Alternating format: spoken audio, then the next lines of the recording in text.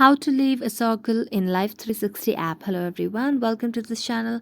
I'm Emily and I'm here to help you out today. So without any delay, let's get started. So first of all, launch your Life360 application on a device and make sure that you're logged into your account.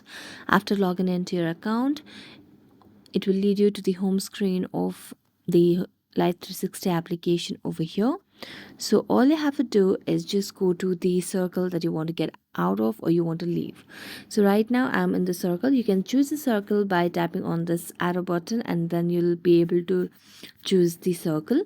So I've already chosen the circle over here.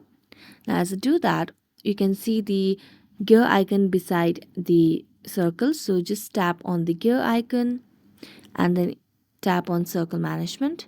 So here you can see the option of leave circle at the bottom of the screen. So tap on leave circle and it will give you a pop-up that you will no longer see or share locations with the circle, and if you really want to leave the circle, so tap on yes, and there you go, you have left the circle in Life360 app. So thank you so much for watching this video. See you next time.